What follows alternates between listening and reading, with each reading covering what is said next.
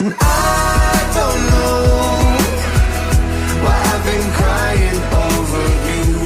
For the life of me, I wish that I knew. Hai, apa kabar? Perkenalkan, saya Shirley Jessica Dias. Saya mahasiswi Penjaskesrek Universitas Nusa Cendana Kupang. Pada kesempatan kali ini, saya akan menjelaskan yang pertama, prinsip perubahan sepanjang hidup, yang kedua, periodisasi perkembangan, dan ketiga, istilah-istilah yang digunakan dalam sistem perkembangan. Langsung saja, dimulai dari pembahasan yang pertama, yaitu prinsip perubahan sepanjang hidup. Yang sudah kita ketahui bahwa manusia adalah makhluk yang selalu mengalami perubahan dari waktu ke waktu.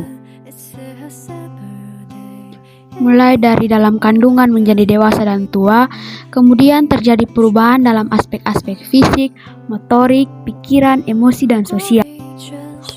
Contoh perubahan fisik, yaitu seorang anak remaja yang bertumbuh menjadi dewasa. Dapat dilihat dari anak mungkin bertambah tinggi dan lain-lain. Contoh perubahan motorik, seperti anak-anak yang dalam masa pertumbuhan, mereka selalu melihat dan mengamati dan melakukan setiap apa yang dilakukan oleh orang-orang yang di sekitar mereka. Kemudian contoh perubahan pikiran, yaitu bagaimana tanggapan kita atau pola pikir kita pada saat kita menanggapi atau memecahkan suatu masalah. Contoh perubahan emosi, artinya yang dulu kita terlalu sangat amat gampang untuk cepat emosi, tapi seiring berjalannya waktu, dengan terbawanya perasaan, maka kita dapat mengontrol emosi kita dengan baik. Kemudian contoh perubahan sosial, yaitu dalam perubahan sosial terdapat dua perubahan, yaitu perubahan kecil dan besar. Perubahan kecil berarti perubahan pada struktur sosial yang tidak membawa pengaruh langsung bagi masyarakat. Contoh perubahan model rambut, pakaian, sepatu, dan lainnya. Sementara perubahan besar adalah perubahan yang memberi pengaruh langsung bagi kehidupan masyarakat. Perubahan ini terjadi sebab ada hal yang baru yang mampu menggantikan fungsi sesuatu yang lama. Maka dari itu, pola-pola perubahan mula-mula bersifat meningkat kemudian menurun. Peningkatan terjadi dalam proses pertumbuhan, perkembangan, dan kematangan. Penurunan terjadi dalam proses penuaan. Pembahasan yang kedua yaitu periodisasi perkembangan.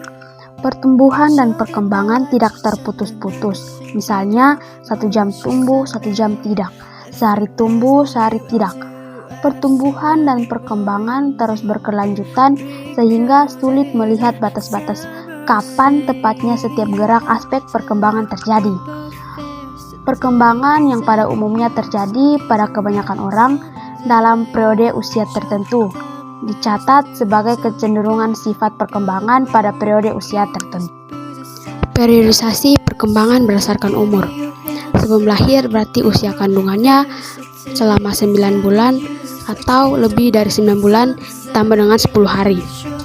Awal saat pembuahan sampai 2 minggu, embrio 2-8 minggu, janin 8 minggu sampai lahir. Lalu bayi atau neonatal sejak lahir sampai 4 minggu. Dapat dikatakan anak-anak, yaitu pertama anak kecil 1 atau 2-6 tahun. Lalu kemudian anak besar dikatakan dari umur 6-10 atau 12 tahun. Kemudian adolesensasi atau jenis kelamin. Yang pertama perempuan umur 10-18 tahun. Kemudian laki-laki pertumbuhannya dimulai dari 12-18 tahun. Kemudian dewasa. Dewasa dibagikan menjadi 3, yaitu pertama muda, umur 18 atau 20 tahun sampai 40 tahun. Kemudian madya, umur 40 sampai 60 tahun. Kemudian tua, 60 tahun lebih. Pembahasan yang ketiga yaitu istilah-istilah yang digunakan dalam sistem perkembangan. Yang pertama yaitu pertumbuhan atau growth. Pertumbuhan yaitu proses peningkatan yang ada pada diri seseorang yang bersifat kuantitatif atau peningkatan dalam hal ukuran. Peningkatan karena kesempurnaan dan bukan karena penambahan bagian yang baru. Para studi perkembangan motorik cenderung digunakan dalam kaitannya dengan peningkatan ukuran fisik. Contoh pertumbuhan yaitu 1. Bertambahnya tinggi badan, 2. Bertambahnya lebar panggul, yang ketiga bertambahnya ketebalan dada, dan keempat yaitu bertambahnya berat badan. 2. Yaitu perkembangan atau development.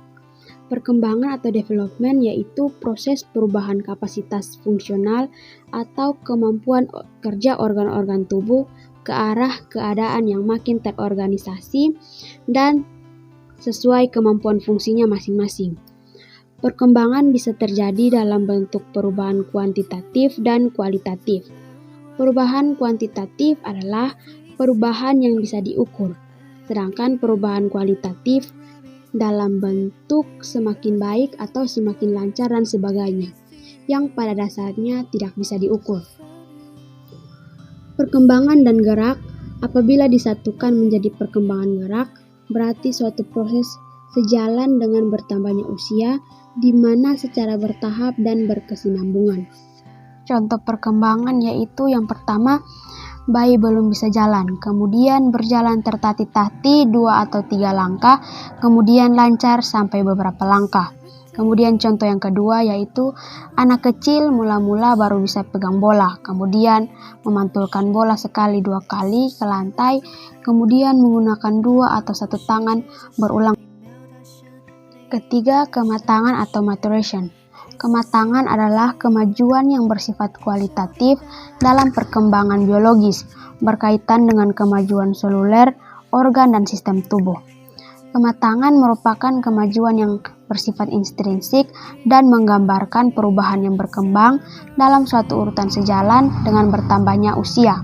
Bersifat intrinsik artinya ada di dalam diri individu atau semata-mata timbul dari diri sendiri, bukan timbul karena faktor dari luar individu. Tanda-tanda untuk mengetahui perilaku karena proses kematangan dan bukan karena proses belajar adalah yang pertama, perwujudan pola pikir atau perilaku terjadi secara utuh dan teratur, tetapi polanya bisa sedikit berbeda antara setiap individu. Yang kedua, dalam segi fisik dan biologis terjadi peningkatan integrasi fungsi sistem organ-organ tubuh dan kemampuan reproduksi. Yang keempat atau yang terakhir yaitu penuaan atau aging. Penuaan adalah penurunan kualitas organik-organik karena bertambahnya usia.